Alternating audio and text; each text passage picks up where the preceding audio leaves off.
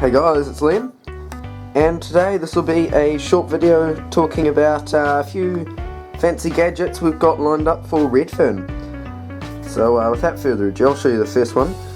This one here is a tablet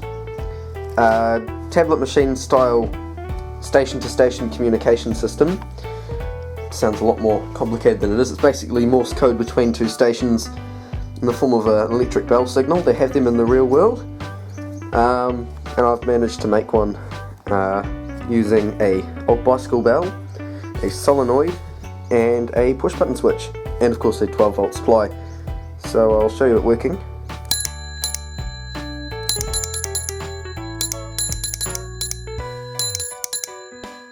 So yeah, on the actual thing, the bell will be at Beaching End and the button will be at Redfern, and they'll be reversed as well, so they'll be able to communicate between the two stations. So yeah, that's the first one, and then we'll get on to the next one. Right, so our next wee gadget is actually a train detector. Now basically, this is another project at school, because I'm actually working on making a control panel for Redfern. But basically this one was actually a class project that we did anyways, and I suddenly realised its value, and I realised I could use it for train detection.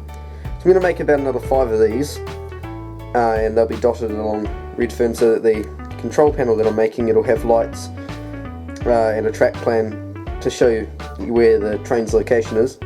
This one's very simple. Basically we've got a adjustable variable resistor and an LDR, few resistors, few transistors, an LED that'll eventually have wires leading it to the control panel, and yeah, the LDR will sit underneath the track, so basically when a train comes over it, it gets darker and turns the light on.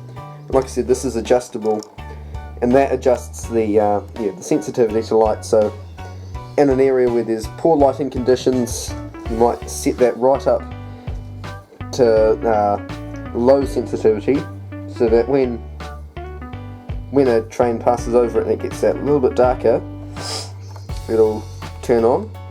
In an area with very bright conditions, you don't need it on so much. Otherwise it'll just be on and stay on even when the train's over it. So it's good that you can adjust that to different conditions. So yeah, that's a very good wee piece of kit there, and it just runs off a 9-volt battery as seen there. Right, so another thing that'll be going in will be this Bluetooth speaker, and that's just turning on, and basically that'll produce some nice high quality sound. I'll probably have like bird noises or something playing through it, just to give the viewers at the train show a bit more atmosphere. And that's the sound of it turning off, because it didn't detect any Bluetooth devices. So yeah, that'll be underneath the baseboards, probably a few holes that can't be seen drilled to let the sound work its way through, and basically yeah, that'll be, like I said, to provide a bit more atmosphere at the show. Right, so just here by the points on Redfern, there's obviously, well, underneath the points there's going to have to be a point motor.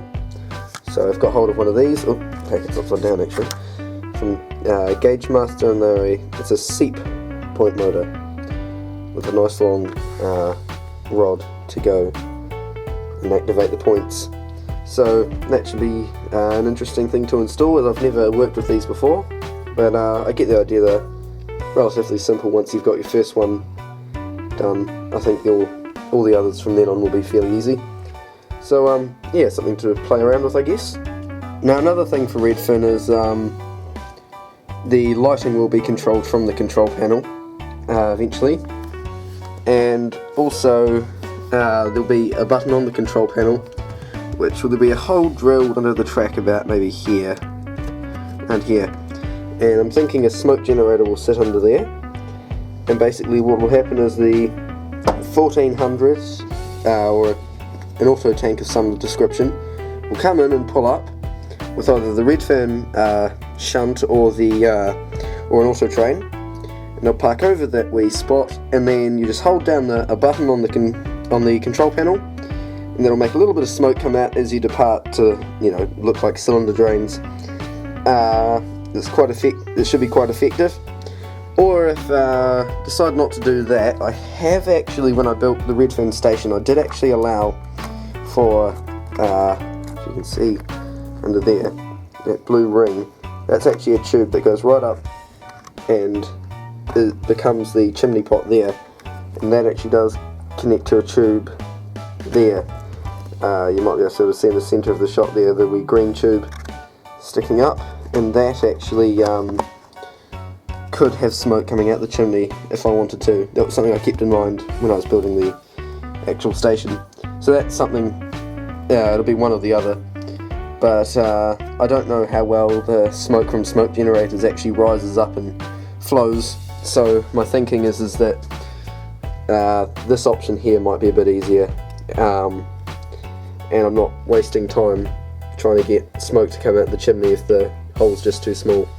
So I'm not too sure about that yet, but yeah, I'll probably go with this option here. Let me know what you think in the comments.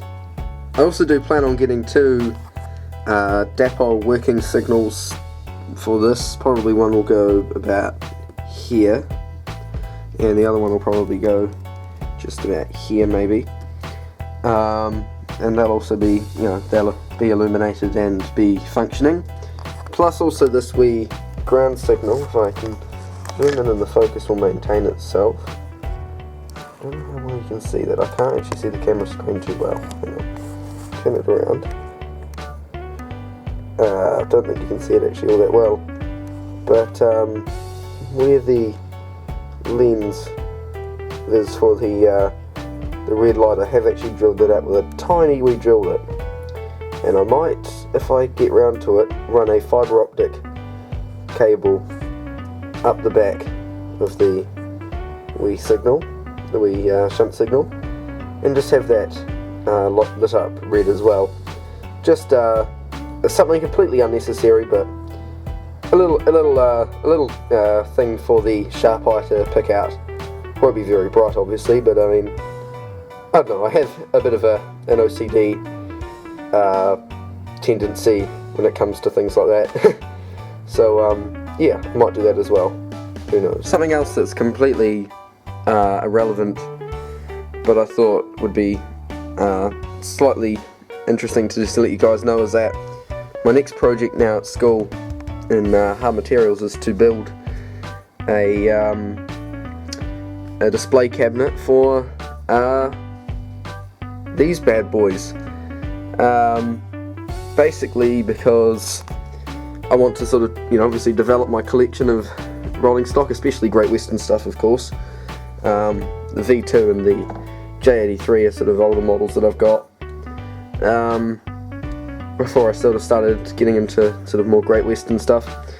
But basically, yeah, I thought, why not assess a space? And so I thought, what I'll do is I'll remove these plates. These are actually original NZR carriage plates. So I'll let you have a good look at those. Just a second. This one needs painting. This one I'm not quite happy with the colour of. It's too pale, but I'll get round to fixing that. And so I'll probably move them across to that post there. Then I'm thinking across this area here, I might put a cabinet up to house all the locos and rolling stock. Obviously this isn't my entire collection, but I mean, it's a good place to put them, and that frees up a lot of storage space. And it looks cool, and it's something I'm interested in, so it keeps me going at school. It makes me want to do work more than I would do normally. Right, so there you have it. I think that just about covers everything I wanted to say. I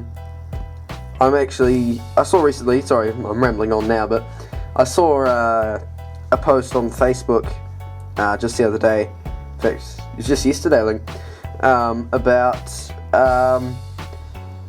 I think it's Gauge Master, no, not Gauge Master, I think it's DCC Concepts releasing 00 scale RTR bullhead track, which is very exciting. So I'll be keeping a sharp eye on that, because bullhead track looks so good. Anyways, we'll see you later. Thanks for watching, and please remember to like, comment and subscribe. Bye.